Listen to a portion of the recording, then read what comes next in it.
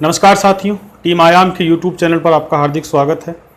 Indian geography की lecture series में आज हम भारतीय वनस्पति के बारे में पढ़ रहे हैं। इससे पहले अपन इसके संबंध में एक लेक्चर कर चुके हैं जिसमें हमने शुरुआत की थी और एक वर्गीकरण देखा था कि भारत में कितने प्रकार से हम वनस्पति को बांट सकते हैं। ठीक है, तो इससे पिछले वाली क्लास में हमने जो पढ़ा, हमने सबसे पहले तो बनाया कि भारत के अंदर जो वनस्पति पाई जाती है उसे कहते हैं उष्ण कटिबंधीय वनस्पति। मतलब कि उष्ण कटिबंध वाले क्षेत्र में, उष्ण कटिबंध वाले यानी कर्क रेखा और मकर रेखा के बीच का जो क्षेत्र है, इस इलाके में पाई जाने वाली वनस्पति को हम उष्ण कटिबंधीय वनस्पति कहते हैं। वो तो एक नाम जुड़ना ही जुड़ना है।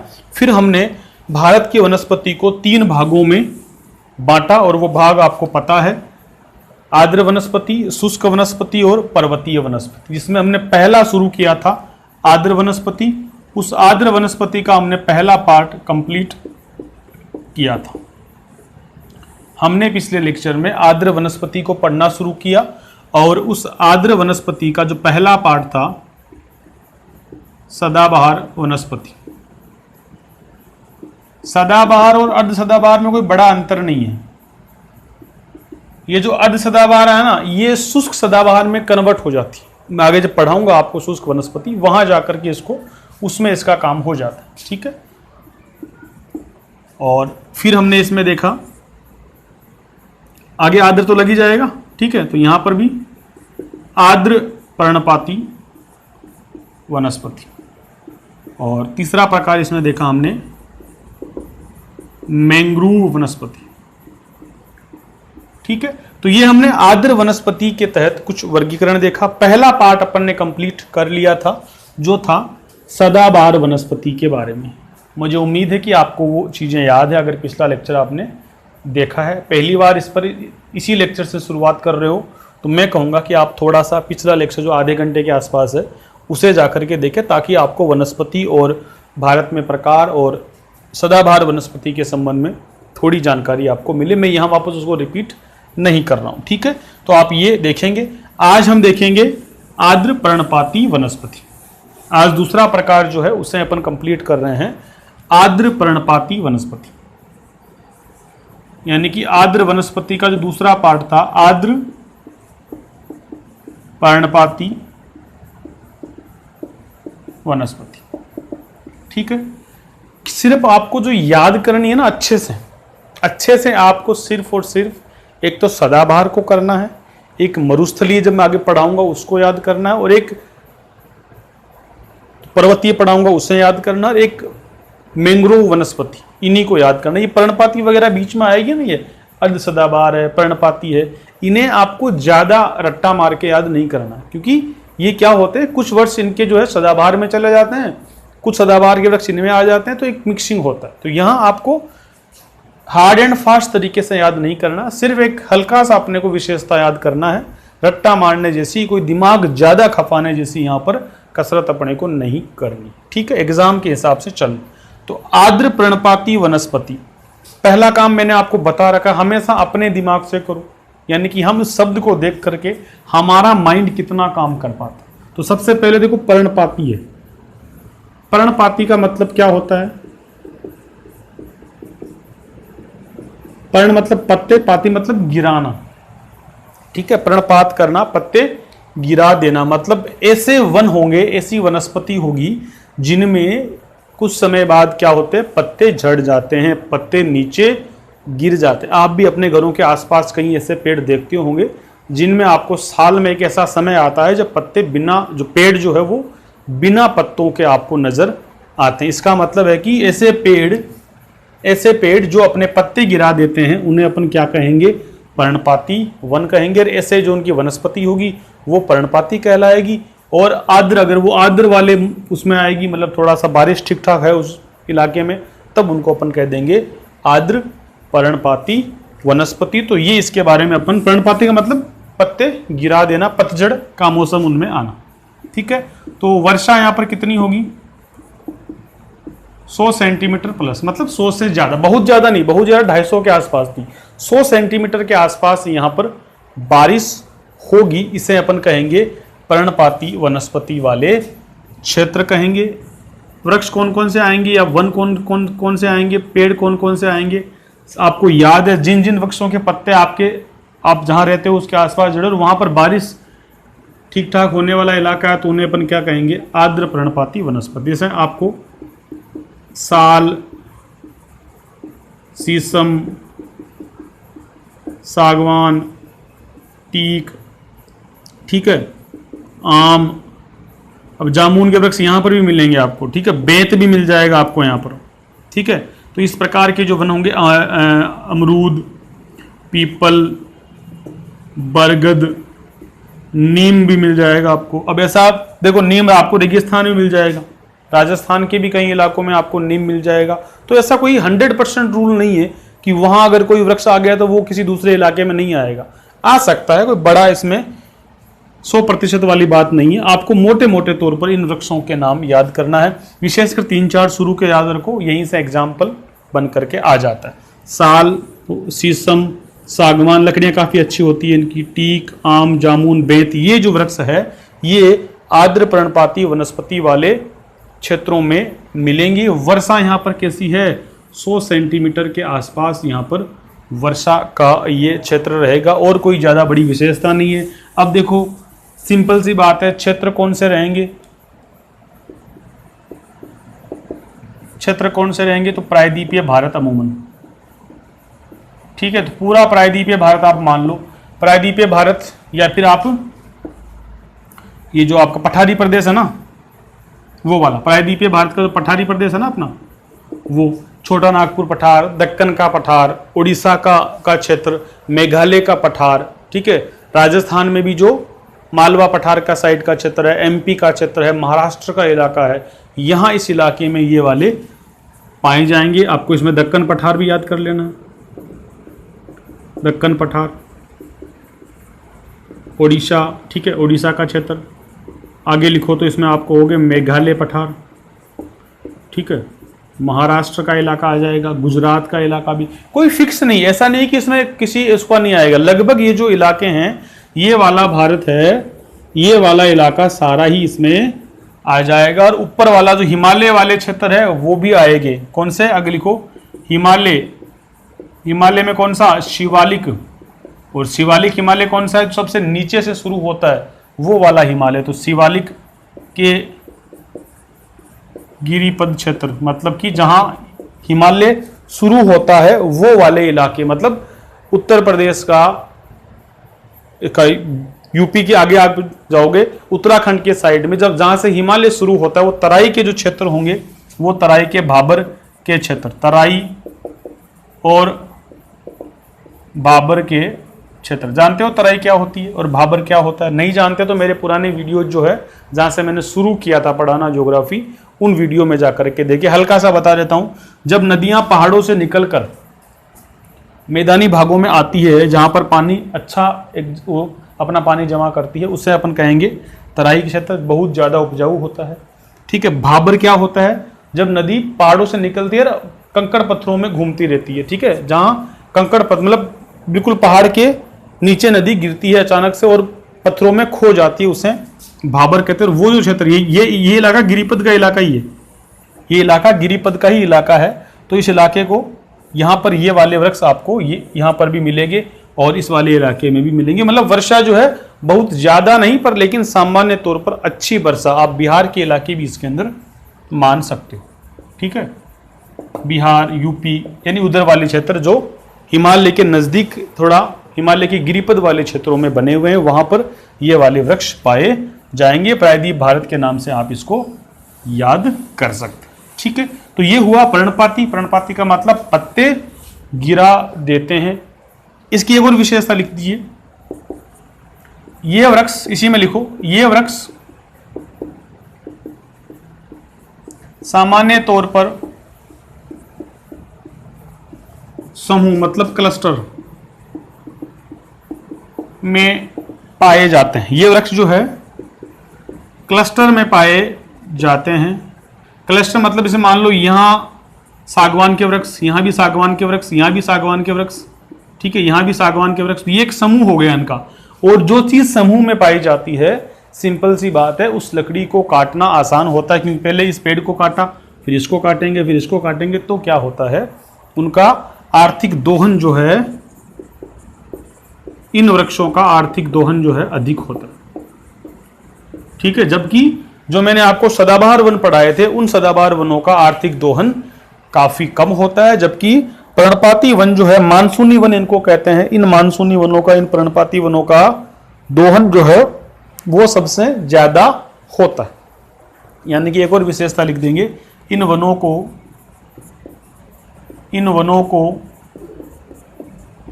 मानसूनी वन भी कहते हैं। इन वनों को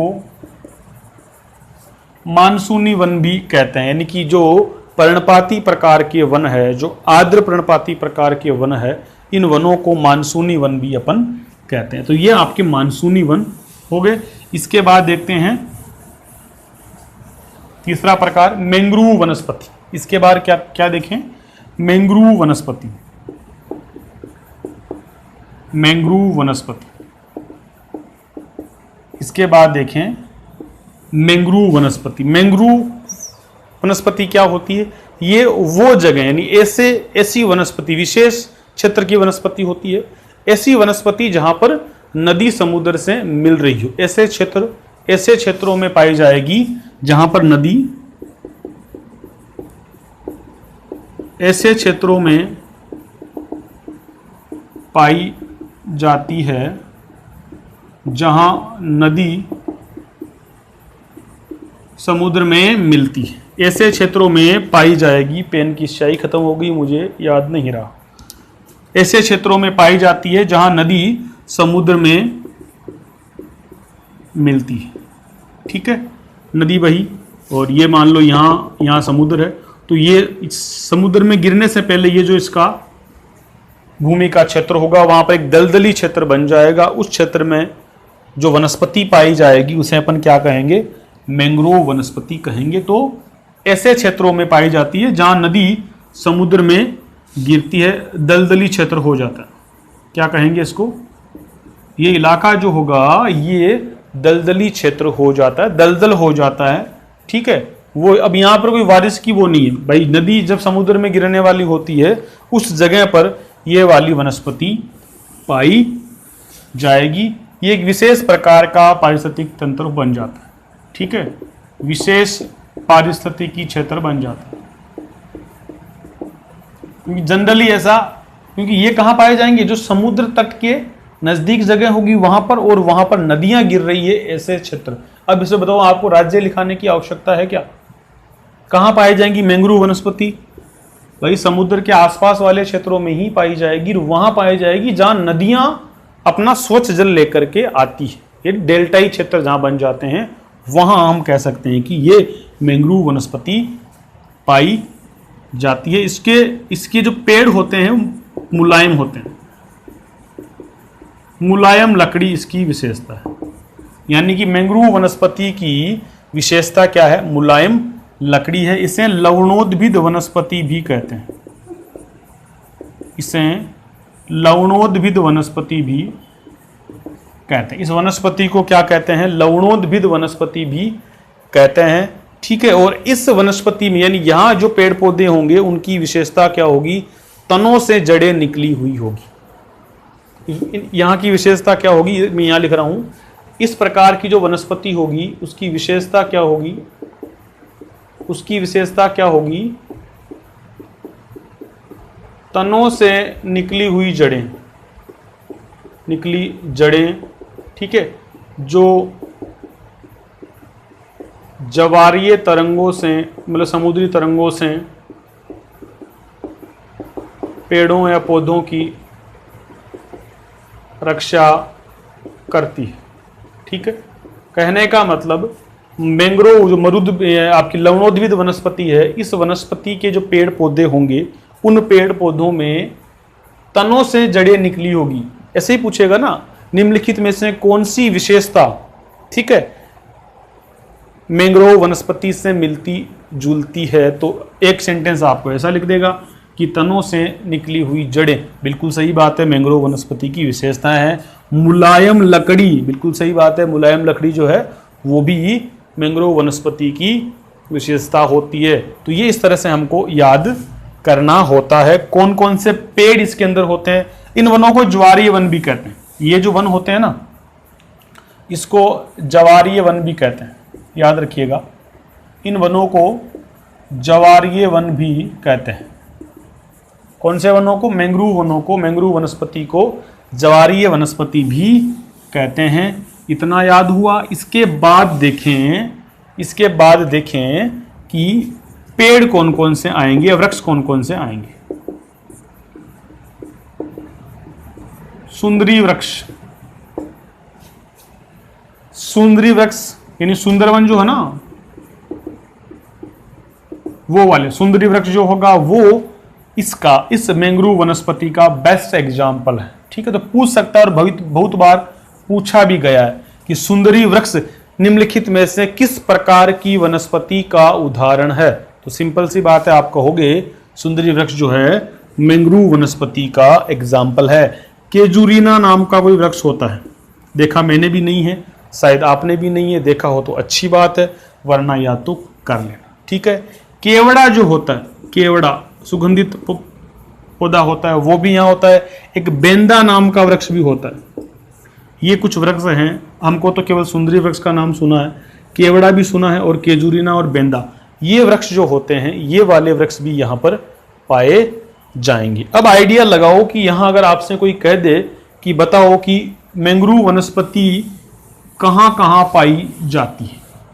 अगर आपसे कोई कहे कि बताओ मैंग्रोव वनस्पति कहाँ कहाँ पाई जाती है, तब आप क्या आंसर देंगे? मैंग्रोव वनस्पति कहाँ कहाँ पाई जाती है? अगर कोई आपसे इस तरह का सवाल कर ले, सवाल बच्चों वाला होगा, लेकिन आप अच्छे से बता सकते हैं, क्योंकि मैंने आपको इसकी विशेषता बता रखी है कि मैंग्रोव वनस्पति वहाँ पाई जाएगी जहाँ नदियाँ समुद्र में गिरती हैं। तो कहाँ भारत में कौन कौन से क्षेत्र है जहाँ नदियाँ समुद्र में गिरती है, वहाँ हमको चांसेस रहेंगे कि वहाँ मैंग्रोव वनस्पति पाई जा सकती है। तो पहला तो सुंदरवन,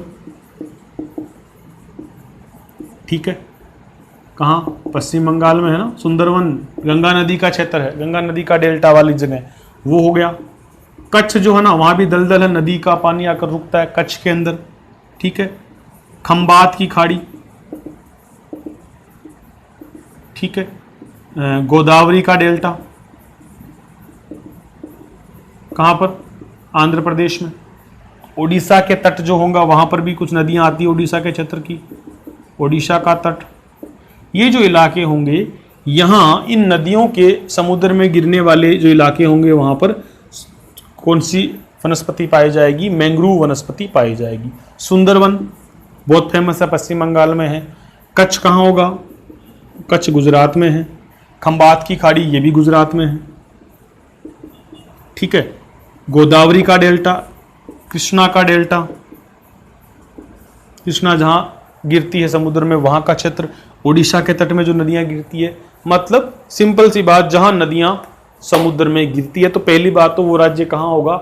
लगभग वो राज्य कहाँ होगा? समुद्र में ही होगा। अंडमान निकोबार में भी आप जो है, अंडमान निकोबार में भी आप कह सकते हो कि मैंग्रोव वनस्पति पाई जाएगी, क्योंकि चारों ओर समुद्र से घिरा होगा, तो वहाँ भी ऐसी कोई जल संधि, एक तरह से जल का संक्रमण क्षेत्र रहता होगा जहाँ पर ये मैंग्रोव वनस्पति पाए जाने के संभावना रहे। तो ये इलाके होंगे जहाँ पर मैंग्रोव वनस्पति पाई जाएगी। अंडमान निकोबार में तो आप ही ऐसा करो कि अंडमान निकोबार में सिर्फ मरुस्थलीय को छोड़ दो, अंडमान निकोबार में है ना, केवल मरुस्थलीय वनस्पति को छोड़ दो, बाकी ये सारी पाई जाएगी। सदाबहार वाली, पर्णपाती, मानसूनी, जो भी आप कहो, मरुद्भिद कह दो, पर्वतीय वनस्पति भी वहाँ पाई जा सकती है, जो पहाड़ वहाँ पर पठार होंगे उन पहाड़ों पर। तो ठीक है, ये हमारी मैंग्रोव वनस्पति के बारे में हुआ। यहाँ पर टाइगर पाए जाते हैं। जानवरों में देखो तो यहाँ पर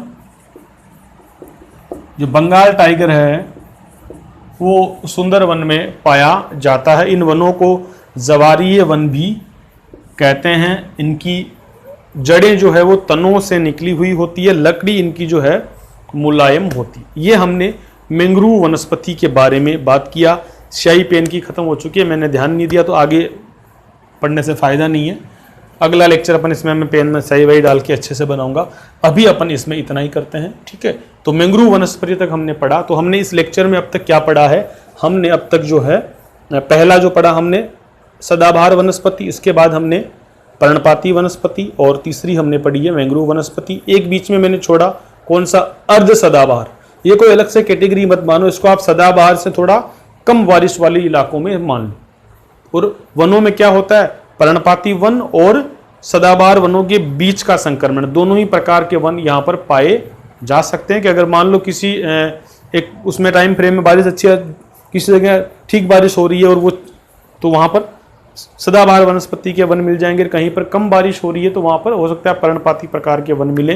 तो अर्ध सदाबहार में कोई विशेष आपको नहीं याद करना, उस कैटेगरी को आप बनाकर नहीं रखो तब भी कोई दिक्कत नहीं है, क्योंकि उसमें सदाबहार और पर्णपाती दोनों का मिश्रण पाया जाएगा, ठीक है। तो तीन ही हमको आर्द्र के अंदर तीन ही कैटेगरी याद करनी है, सदाबहार, पर्णपाती जिन्हें मानसूनी वन भी कहते हैं, जो मैंने अभी पहले पढ़ाया आपको। पर्णपाती, आर्द्र पर्णपाती का मतलब क्या हो जाएगा, मानसूनी वन भी कहते हैं। 100 सेंटीमीटर के आसपास बारिश होती है। प्रायद्वीपीय भारत और हिमालय के जो गिरिपद वाले क्षेत्र है, यानी कि तराई और भाबर का जो इलाका होगा, वहां पर ये वाली वनस्पति, पर्णपाती वाली वनस्पति पाई जाएगी। तीसरा प्रकार हमने देखा मैंग्रोव वनस्पति का। तो मैंग्रोव वनस्पति मैंने आपको अच्छी तरीके से इसको बता रखा है। लवणोद्भिद वनस्पति कहते हैं। पत्तियां, क्या नाम है, इसकी जड़ें जो है वो तनों से निकली हुई होती है। लकड़ी इनकी मुलायम होती है। इलाके कौन से होंगे, जहां नदियां समुद्र में मिलती है, वो जगह आपको मैंग्रोव वनस्पति मिलने का काम होगा। इसके आगे अपन क्या करेंगे, नेक्स्ट वीडियो में शुष्क वनस्पति के बारे में बात करेंगे। शुष्क वनस्पति का मतलब जहाँ शुष्कता हो, जो शुष्क इलाका हो उसे अपन, जहाँ बारिश कम हो, है ना, उतनी ज़्यादा बारिश नहीं हो, उसे अपन शुष्क वनस्पति कहेंगे। उसकी भी कैटेगरी बन जाएगी। उसकी क्या बनेगी, शुष्क सदाबहार, ठीक है, फिर शुष्क पर्णपाती, फिर कंटीली झाड़ियाँ, और फिर मरुद्भिद वनस्पति। ये 4 कैटेगरी उसकी बन जाएगी, ठीक है। कौन सी बनेगी, शुष्क सदाबहार। देखो आर्द्र सदाबहार भी था और शुष्क सदाबहार भी, दोनों में अंतर नहीं है। ये भी सदाबहार है और ये भी सदाबहार है। जो मैंने दो पिछली कैटेगरी बनाई थी ना, अंतर हमने क्यों किया, हमने शुष्क लगा करके, बारिश थोड़ी कम है ना, इसलिए वो सदाबहार तो है लेकिन उस आर्द्र की तुलना में थोड़ी कम है, इसलिए उसकी अलग कैटेगरी बना दी। तो शुष्क सदाबहार अगली कैटेगरी पढ़ेंगे अपन। शुष्क वनस्पति में शुष्क सदाबहार मतलब बारिश कम, 100 से कम बारिश, 80, 70, 60 के आसपास बारिश। उसके बाद शुष्क पर्णपाती जो 50, 60 के आसपास वर्ष के आसपास वहां पर बारिश रहेगी। फिर आएगी कंटीली झाड़ियां, यानी कि वहां पर थोड़ी और कम बारिश, 50 से कम बारिश। और चौथी आएगी मरुस्थलीय वनस्पति, जो आपके रेगिस्तान, राजस्थान का जो धार का रेगिस्तान है उस इलाके में, और लद्दाख, जहां पर लद्दाख का जो मरुस्थल है वहां, उस इलाके में, उसे कहेंगे अपन मरुस्थलीय वनस्पति। वहां पर बारिश 25 सेंटीमीटर से भी कम होगी। वो ये शुष्क की 4 प्रकार की वनस्पतियां हुई। सबसे अंतिम जो तीसरा प्रकार होगा उसे कहेंगे पर्वतीय वनस्पति, जो नाम में छुपा हुआ है कि पर्वतों पर पाई जाती है। तो मुख्य मोटे मोटे तौर पर हम कह सकते हैं हिमालय पर्वत पर पाई जाने वाली वनस्पति, या फिर आपको दक्षिण भारत में देखें तो नीलगिरी, अन्नामलाई की या अरावली की पहाड़ियों पर, यानी कि पहाड़ों पर पाई जाने वाली, पर्वतों पर पाई जाने वाली वनस्पति। मोटे तौर पर अपन हिमालय को ही मानते हैं, तो हिमालय पर्वत पर पाई जाने वाली वनस्पति उसे अपन कहेंगे पर्वतीय वनस्पति। ये सब बातें अपन अगले लेक्चर में अच्छे से बढ़िया से, शायद नहीं आज मेरे पेन में, तो अगले लेक्चर में अपन बढ़िया इनको अच्छे से बोर्ड पर करेंगे। तब तक के लिए आपको ऑल द बेस्ट, बहुत बहुत धन्यवाद।